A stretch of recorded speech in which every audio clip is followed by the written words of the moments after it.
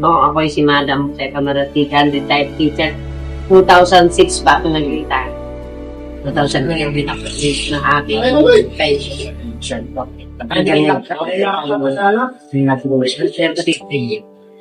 Then, 33. yung mismo subject ng po natin. Mga subject. Lahat general terms. Hindi katulad ngayon. May major in English, usually. Nung una, nagme-major in English mga high school. Ngayon, hindi lahat ng subject mo kami. Tinutong namin, kaya pagod magagawa ng lesson plan. Dalawang grade 1, grade 2. Hindi pwedeng, ang lesson plan na grade 1, hindi pwedeng lesson na grade 2.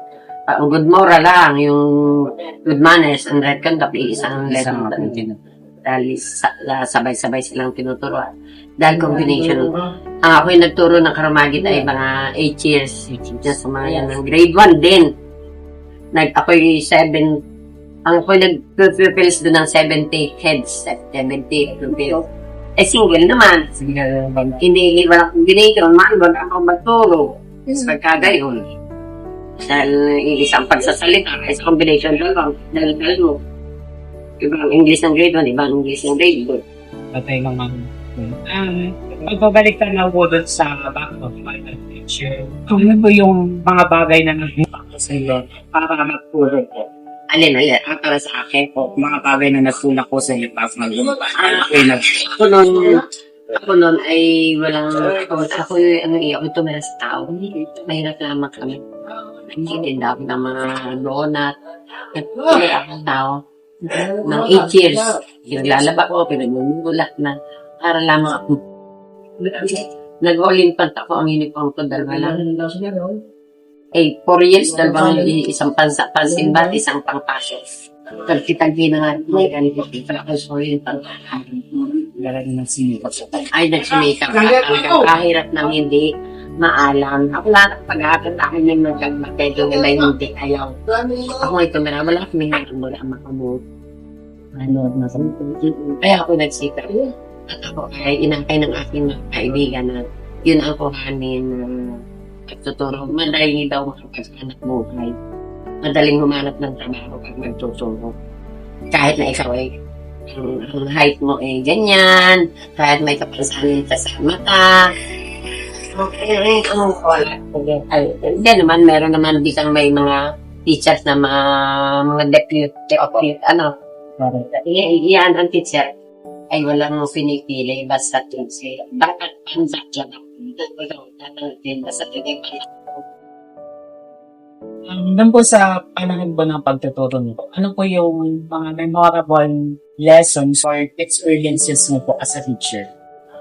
Ay, naku po, nakakaraming experience as a teacher. Ang problema ko sa mga eskwela, dadating walang papel, walang lapis. Siyempre, ang damit pa nila, pinag-arapan ng iba, walang papel. Ang gagawin ko dyan sa mga yan, isang hihiram ko sila ng papel doon sa kanabe. Labis, pag pera, hindi na. Talaga namang maraming eskwela, walang talaga dating na lang sa school. Ang baonan nga ay dahon ng sarkong na gano'n. Yun ang balot doon ng kanin. May balot na kape doon sa bote nandiyan. May tali sa liig. Yun ang sinasabaw sa kanin. At doon ay walang cellphone. Ang ginagawa ng mga eskwela ay ginagawa namin yung eskwela ko. Ito yung puno na nyog. May nakasingit doon. Pag ako'y nakalis na, may nakalagay na ako doon, nagtantanda ko. Ngayon pag may cellphone, nasan ka na, may nakasingit sa puno na nyog. Yan, nakaalis na pala ang kaklase ko. Ako dalas-dalas na. Saka, ang mga bata noon, tinuturo ko ng industry maliit pa. Halimbawa, sabi ko, yan, yung naglaho ng patinda ng bayabas, kung kayo may punong bayabas, at gitilin mo ng papel. Kung okay ng sampalo, kung kayo may sampalo, dahil yung gubas, yung patak, at inyo ang ipagbili nyo at inibili ng papel at inyo pambako. Hindi masyadong gusto ng pambako na pera. Baon ng nilagang saging, nilagang kamote, nilagang balingkong. Yun, ganun. Doon po sa fanfong yun, parang nabanggit niyo po yung sabi nila yung mga wala pong cellphone, parang wala pong technology to. Paano po kayo natuturo po at wala pong masyadong technology na ginagamit. Diba? Report. Unlike Report nga, baby. At pag magsasabit kami ng report, di nagagawa ng report sa bahay, then sasabit sa district office. Push, 110. Ang ginagawa namin, walang mga cellphone. At mga ginagamit pa nga sa office ay yung makinila ganyan. yung dati kong typewriter. Oo, typewriter yun. Yun ang ginagawa na hindi pa. Dulit ng coupon ban. Nagagawa ng report. May mga, dahil ako'y TIC ng school. Siyempre ako'y gagawa ng report ng lahat ng improvement ng school. Ay lahat ay bago combination pa. Saka kahirap ng naging buhay. Doon siya sa mga senior niyo po. Ano po yung may advice pa po sa mga katulad po ng aspiring teachers? Katulad po ng mga teacher po ngayon. Ang may advice ko lang sa inyo, be patient. Magpapasensya kayo. Yung hindi kayo high-tempered, huwag kayong magagalit sa bata. Yung bata ay by nature ay ganyan makulit. Huwag kayong, ang bata, kung ilan ang eskwela mo, yun din, may individual differences sa mga bata. Merong kulit, merong nangungurit, merong nanununtok na lang. May individual, hindi ka tayo, may iba't iba rin pagkatayo. Mga bata may individual differences. Kaya yan ang iyong kakibagayan. Huwag kang magwaway-sided sa bata. Huwag mo pa. Mga bata mo na silusok. Kung mga gamit ay binigyan, Pagpapatapos halimbawa may nabigyan mo, ipapaliwanag yung sila kung ba't mo yun ginawa sa kanya. So, para maging flexible. Oo, yung basta ikay equal ang pagtrato mo sa mga bata. Hindi yung may titingnan kang bata. Parang lalagayan po natin lahat ng attention. Ang lahat ng attention niya at saka kailangan mabilis ang iyong pakiramdam. At sa mga bata, lalo na grade 1, lalo na grade 2, yun ang mga malaya, nagsusunto ka na, nagsasasakit ng laki sa mukha. Ay naku, naranasan ko na yan. Minsan napupunta pa nga na magulang.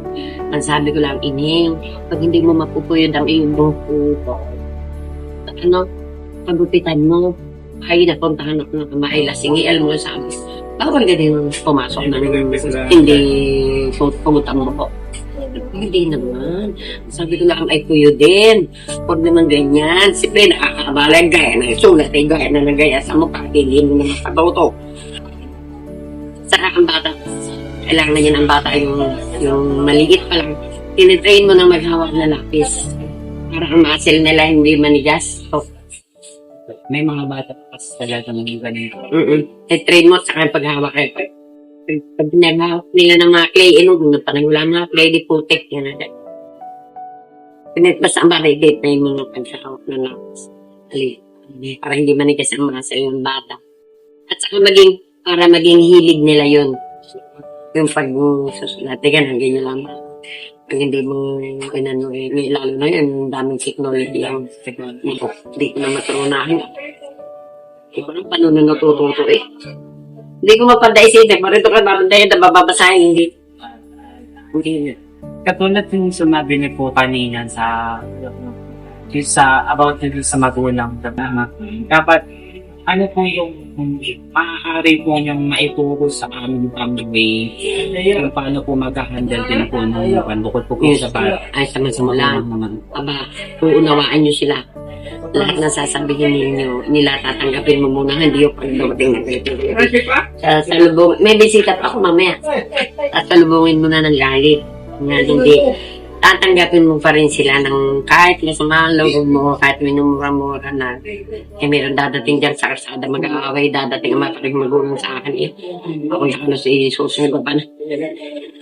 Hindi. Tatanggapin mo pa rin. Pakikinggan mo ang kanilang payo. Ang papakinggan mo pala ang kanilang sasabihin. Then, iwiway mo naman. Kung yung sinabi na isang magulang ay yung totoo. Oo. Iwiway mo rin sa siyempre, magpapaligsahan ng magulang. Ay, anak ko ginayon na. Siyempre, magpapaliwanag ka, ganito po yan.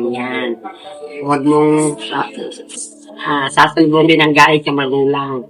Hindi kang dadating dyan kasi kidarang gulok. Di ang mga maestro doon sa amin, hindi kayo nahihimatay at may dalang magulok. Ay, nakapagsumbong. Pag di pating pababayaan ang umuwi ang bata sa bahay ng mas ligre mo. At kung kayo naman ay tuturo na, at kayo halimbawa hindi pa pasok, huwag yung pipilda pa ng Form 48 nyo. Halimbawa pumasok, halimbawa dyan, April 4, umabsent ka. Kung pipilda pa niya, madadali ka. Sumahay kayo na. Ay, ilagay mo, ikaw ay leave. Absent. Magiging impact din po yun. Ay, ikaw ang kawawa. Magaling pa kung lilip, kung walang kwan, huwag mo na papasasokin ng bata. Mamamaalam ka sa iyong superior. Na ako po ay makapasok ngayon o 10x ka. Ngayon, moderno na. Hindi po ako kung maaari po ay pauwiin nyo naman. At pauwiin yung bata before the time. Bago O ipakaon sa magulang. Halimbawa 7 o'clock ang time. Ipakaon nyo na agad sa magulang. At pakinas sa ginsik na nalutan nyo. Dahil dito sa buhay may kainas na nalunod yung usong taga rito. Mabuti. Wala ka ng tortor ka eh. Nalilibis ang bata. Ang bata hindi agad umuga. hindi naman po namin po yung send. Ang gaslain.